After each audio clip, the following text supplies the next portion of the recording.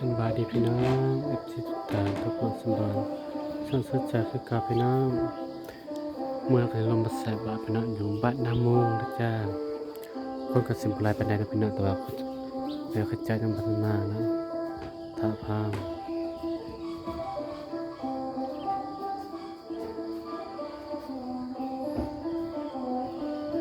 เสียงพินเด้อพี่น้องมันอย่างเด้อเสียงพินเด้อ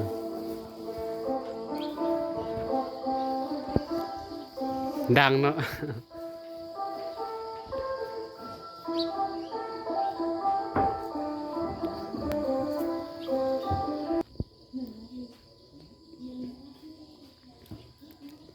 ตอนใส่ก่อนเนาะไปมากับใส่ตำลังถ้าภาพใส่ก่อนหมูพูดมาหลายเนาะใส่ก่อนพี่น้องไปมาตำลังกับใส่ตำลังเนาะ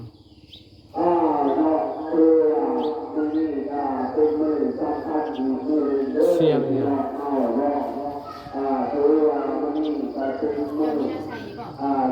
มีหยุดตัวเป็นต้นพี่น้องต้นเนาะ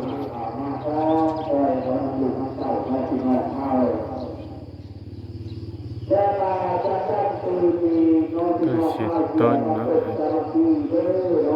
ตายไปแล้วนะ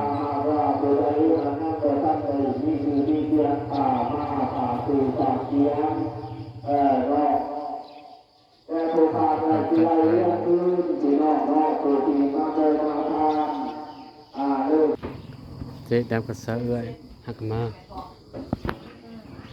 พนมตรงติงนะตัวช่ารถใหญ่มากน้องมัดน้ำมัดผักกะมาพี่น้อง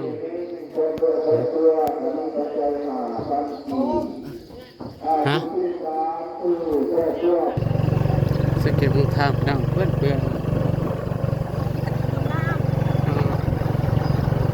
สเก็ตมุงทางได้ไปมากเลยตั้งครึ่งพลพี่น้องเด้บอลละ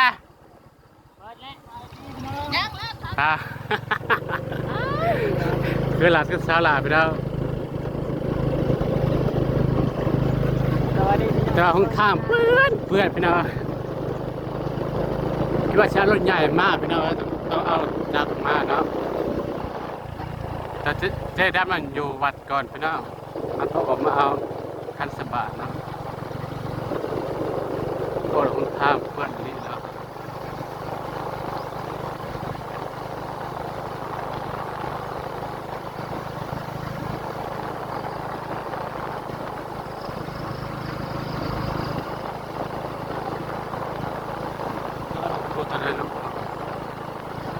ข่าวนะ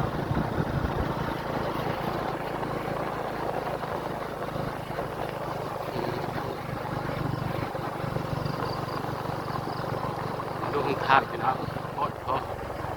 ขอได้เพื่อนญาตินี่แหละพี่น้องเพื่อนนะเพื่อนอยู่วงเดียวนี่แหละนี่แหละ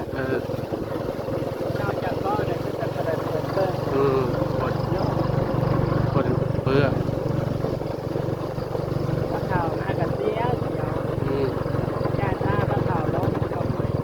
และจะคอยขี่นะ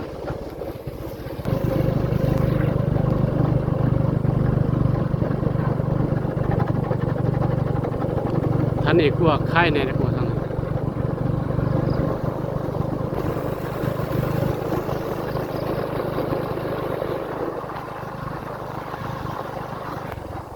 เรือนะจ้า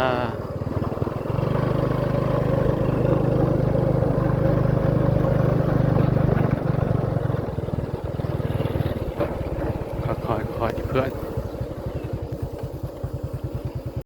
เริ่มต่อไปนะ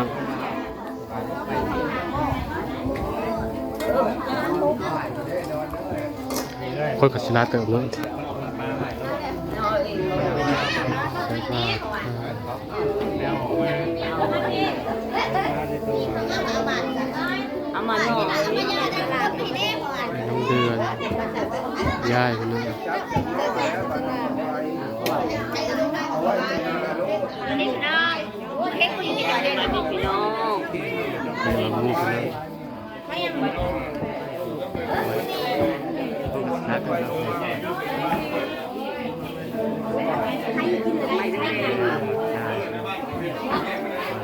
ไปเปลี่ยนทำไมเปลี่ยนทำไมหน้านี่กันจ้ะบ่แม่นเปลี่ยนใหม่สิมันบ่เต็มลองเอ็มนั่นไปแล้วนั่นแหละใครบ้าง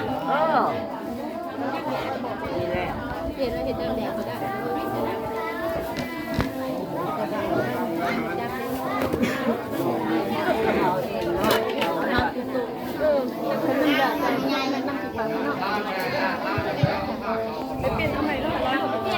Alo,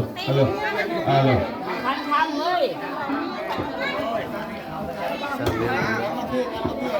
ย่อเลย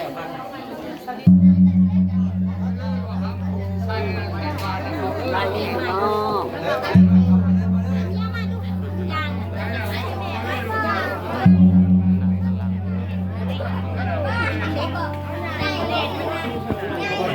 Alo.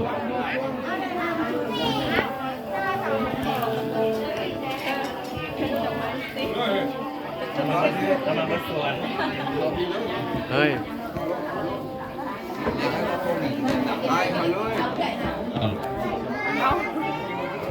สบายดีพี่น้องวันนี้คุณกำลังไปสิจะได้ป้า Alo. ก็ชนะกัน Alo. นะ Alo. บาวดาบกับมาแต่พี่น้องทำไร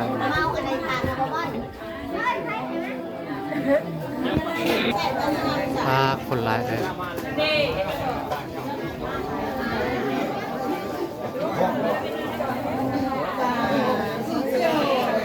มาได้ด้ามเลย คนกระไร Alo. Alo.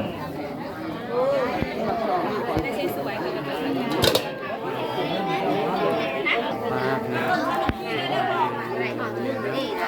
Alo. เอาก็ถือว่ามื้อนี้ก็เป็นเบอร์คือ15ครับก็ถือว่าเป็นวันพระใหญ่แน่นอนเป็นเบอร์บุญพอเก่าสร้างของพวกเราเนาะและน้ำถวายพระมื้อนี้เนาะเป็น15ครับพวกเราเนาะถือว่าเดือน10พิกนี่เนาะ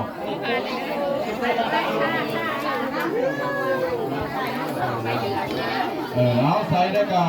บตูดไปนอกพอที่ใส่แล้วใส่แล้วกับตูดไปนั่นนอก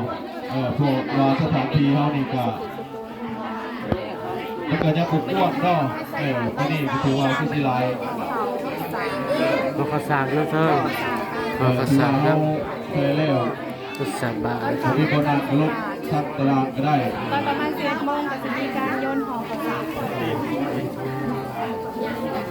เอาใส่บาทแล้วก็จะลืมต้นสามัคคีนอกหรือว่าต่อยอดน้ำกัน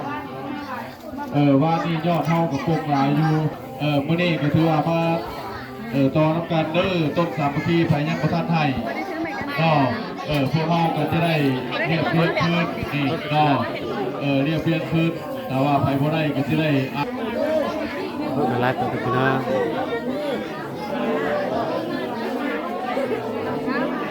เลิกเลย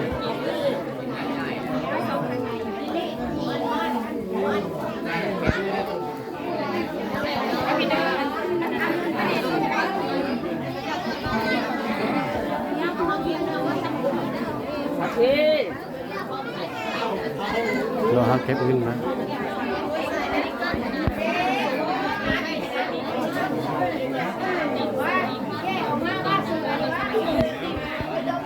คนร้ายนะ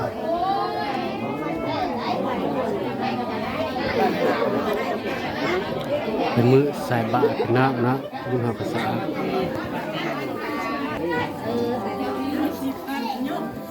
เอาไปเอ๊ะบ้านของเขาบ่นช่วยเรื่องเนี้ยไปแต่ คนกระไรตัวพี่น้อง Alo. เอาถือว่าใส่แล้วก็ตูดเนาะพี่ไหนตั้งเพิ่มเองก็ยังมีบนนำอยู่ดอกเนาะคือนำตั้งเพิ่มก็ได้เนาะสปอร์ตผู้ชายเฮา สวัสดี ถ้า ครับ ที่ใต้พุ่นก็ยังว่างอยู่เด้อบนนำเนาะผู้ชายเฮาใส่แล้วเป็นนำเพิ่มก็ได้มื้อนี้ถือว่าเพิ่นอนุญาตให้นำเพิ่มได้อยู่เนาะเพราะว่ามันอีกใส่จำนวนคนเท่าหลายเนาะถือว่าผู้ชายเฮาใส่แล้วก็เชิญนำทางเพิ่มพี่เด้อก็ได้อยู่ดอกเนาะ สามวันก็ใส่บาตร สุดท้ายถือว่าในมื้อนี้เนาะมาให้ทราบเพลิดเด้อเพราะว่าจะเป็นเงินขาดขาดเป็นเงินรวมนี่แหละเนาะเฮาเก็บไปเรื่อยๆวางนั้นนี่ก็ได้ลากไปได้พี่น้องเฮาเนาะสุดนี้สิได้สบายนี่เนาะและอีกใส่แห่งศรัทธาบรรดาพี่น้องเฮานี่เนาะต่อยอดน้ำกันนั่นแหละเนาะให้ต่อยอดน้ำกันเด้อก็กระสิลาเกิดกับพี่น้อง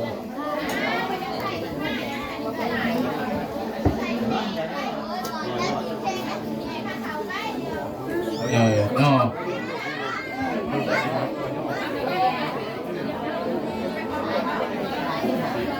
เอาอันนี้อย่าลืมเด้อพี่น้องเฮากับประกาศแจ้งการตื่นเนาะแต่ละครอบครัวถือว่ามื้อในมื้อวันผิดเนาะถือว่าพวกเฮาก็จะได้ออกให้งานรวมเด้ออยู่โรงเรียนก็โอ้ยปลานี่ก็โหมหลายเนาะย่านรถย่านหยังบันลูกหลานเฮาเลยเนาะแต่ฉันถือว่าในมื้อเช้าเนาะเริ่มแต่เวลา8 โมงเป็นต้นไปเนาะแต่ละครอบครัวบ่ให้ขาดเด้อมื้อนี้คือสิมาเบิดนี่เนาะให้หาผู้รับทราบรับกันถือว่าการเกียมนอถือฝ้าจุกดีเลยนอไปอนามัยเดินโรงเรียนประถมบ้านเฮานี่เลยเพราะเฮาบ่ได้เฮ็ดหลายปีแล้วนอเอาเข้าใจกันที่ได้ว่าบ่จักได้นอเพราะว่ามาเบิดแล้วพอดีนอไผบ่มาก็บอกต่อกันไปนอเบิ่งเศร้าให้ทางพสเขาประกาศตื้มในมือนอเกี่ยวกับเพียงในมือนอถือว่าแต่ละครอบครัวเฮานอ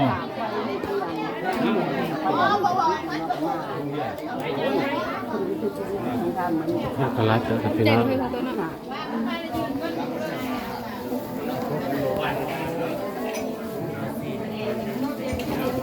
หลักมาว่ะ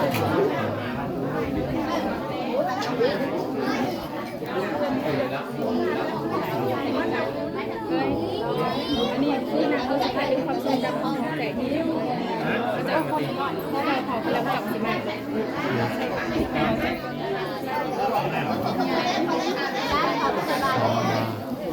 เขาได้เขาได้ แล้วคือนั่งอยู่มาทาง คือกระลาเกิดกับพี่น้อง ใครหรือว่าเริ่มจากปาร์ตี้ปาร์ตี้ปาร์ตี้